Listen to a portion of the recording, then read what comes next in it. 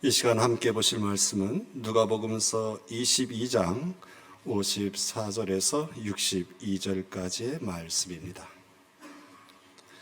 하나님께서 주신 말씀을 들읍시다. 예수를 잡아 끌고 대제사장의 집으로 들어갈새 베드로가 멀찍이 따라가니라. 사람들이 뜰 가운데 불을 피우고 함께 앉았는지라.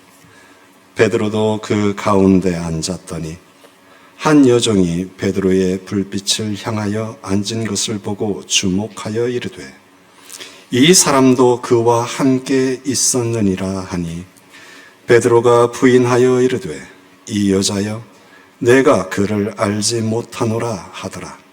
조금 후에 다른 사람이 보고 이르되 너도 그 도당이라 하거늘 베드로가 이르되 이 사람아 나는 아니로라 하더라. 1시간쯤 있다가 또 한 사람이 장담하여 이르되 이는 갈릴리 사람이니 참으로 그와 함께 있었느니라. 베드로가 이르되 이 사람아 나는 네가 하는 말을 알지 못하노라. 아직 말하고 있을 때에 닭이 곧 울더라. 주께서 돌이켜 베드로를 보시니 베드로가 주의 말씀 곧 오늘 닭 울기 전에 네가 3번 나를 부인하리라 하심이 생각나서 밖에 나가서 심히 통곡하니라. 아멘. 베드로, 그의 이름의 뜻 반석. 그 이름처럼 그는 강한 의지의 사람입니다. 그는 절대 예수님을 배반하는 일은 없을 거라고 호언장담했습니다. 하지만 그는 어처구니 없게도 예수님을 3번이나 부인하고 맙니다. 그것도 여종 앞에서 말입니다. 실수라고 하기에는 너무나도 큰 배신이었고 범죄였습니다. 그런데 놀라운 것은 배반자였던 베드로가 후일 초대 예루살렘 교회의 지도자가 되었다는 사실이지요. 실패한 사람, 배신한 사람, 범죄한 사람. 그런데 어떻게 위대한 사도로 재기할 수 있었던 겁니까? 그 이유가 말씀 가운데 기록되어 있습니다. 밖에 나가서 심히 통곡하니라. 한마디로 회개했다는 겁니다. 바로 이거지요. 예수님은 회개하는 사람을 얼마든지 받아주십니다. 그리고 회개하면 새 사람으로 우리를 빚어 가십니다. 베드로는 진정한 회개를 통해 죄에서 돌이켜 예수님께로 돌아왔습니다. 우리는 그의 회개의 과정을 살펴볼 필요가 있습니다. 닭이 곧 울더라. 주께서 돌이켜 베드로를 보시니 베드로가 주의 말씀 곧 오늘 닭 울기 전에 네가 3번 나를 부인하리라 하심이 생각나서 밖에 나가서 심히 통곡하니라. 여기 보면 몇 가지 중요한 내용이 나옵니다.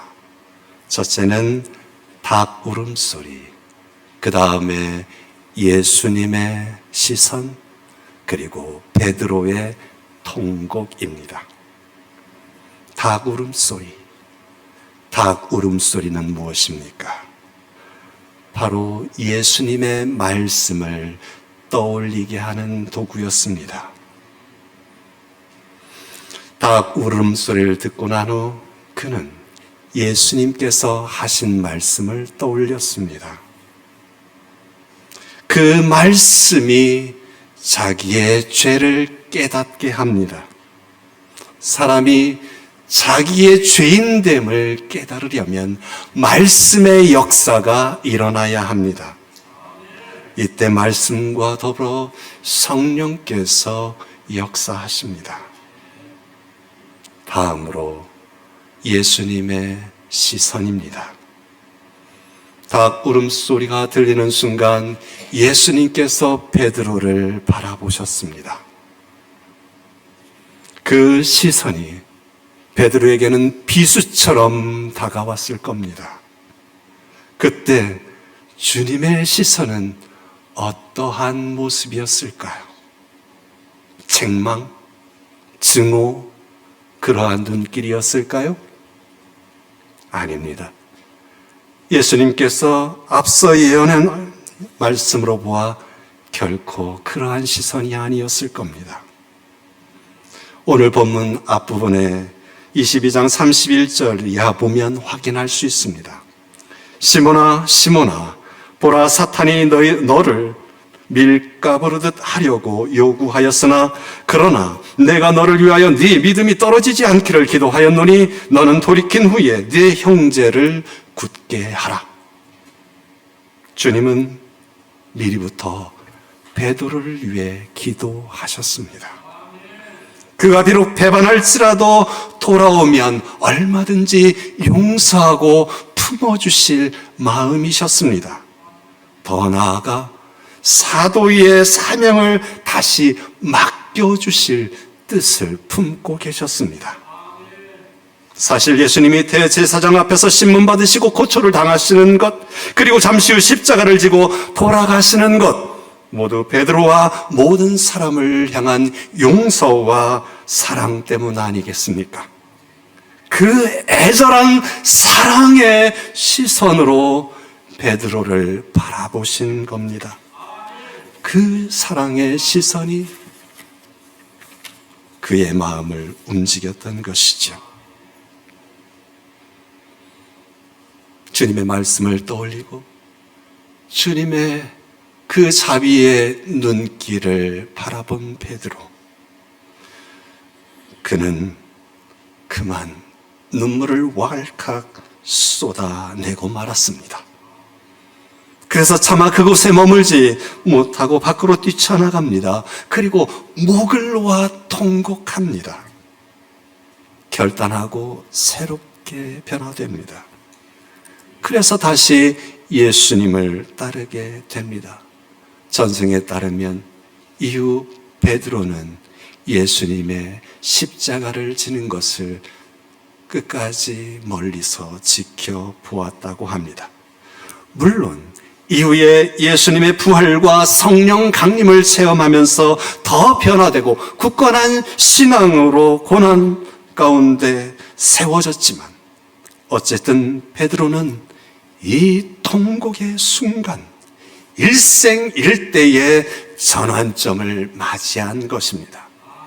그는 그 후에도 평생 닭 울음소리만 들으면 무릎을 꿇고 이때를 기억하며 신앙의 끈을 조였을 것입니다.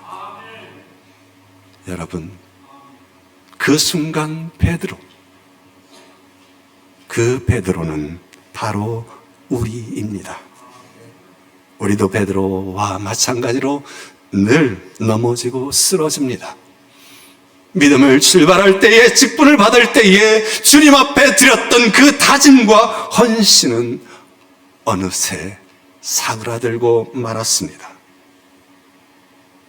사랑의 다짐, 믿음의 고백, 소망의 기도, 헌신의 결단, 어느 순간 희미해져 버렸습니다. 세상의 유혹 앞에 넘어지고 세상의 고난 앞에 굴복해 버립니다. 주님을 배반하고 하나님의 마음을 아프게 해드릴 때가 얼마나 많은지 모릅니다. 문제는 그 다음입니다. 여러분, 사람이 죄를 지어 망하는 게 아니라 회개하지 않아서 망한다는 말을 들어보셨습니까? 우리는 회개를 통해 다시 한번 새롭게 일어나야 합니다. 이를 위해 닭 울음소리에 예수님의 말씀을 떠올리듯 우리는 주님의 말씀을 떠올리고 묵상해야 합니다. 우리는 주님의 사랑의 시선을 바라보아야 합니다. 주님의 사랑은 십자가에 드러나 있습니다. 십자가를 보며 우리를 향하신 하나님의 이토록 우리를 향하신 그 사랑을 우리는 느껴야 합니다. 또한 우리는 그 말씀과 그 십자가 앞에 죄인됨을 고백하고 날마다 성령의 도우심을 구해야 합니다. 다른 사람이 다 배반할지라도 나만은 절대로 배신하지 않겠다 했던 베드로입니다. 그는 자기의 의지로 바로 설 수 있다고 여겼습니다. 그러나 실패했습니다. 넘어졌습니다. 우리는 내 의지가 아니라 주님의 말씀과 주님의 사랑의 시선이 담겨있는 십자가를 붙들고 살아가야 합니다. 깨어있는 신앙으로 작은 실수나 죄도 용납하지 말고 말씀과 십자가를 바라보며 늘 회개함으로써 새롭게 되는 그 은혜 가운데 영원히 머무는 저와 여러분 되기를 축원합니다. 이 시간 함께 기도하기를 원합니다. 절대로라고 외치던 자기 의지를 나타냈던 사람의 실패를 바라보며 나의 뜻과 의지도 십자가에 못 박게 하소서. 말씀을 늘 묵상하며 주님의 놀라운 사랑의 십자가를 붙들고 주님 앞에 우리들의 죄인됨과 허물을 고백하며 주님께서 새롭게 하시는 은혜 가운데 살아가는 자 되게 해달라고 이 시간 함께 주님 앞에 기도하시겠습니다.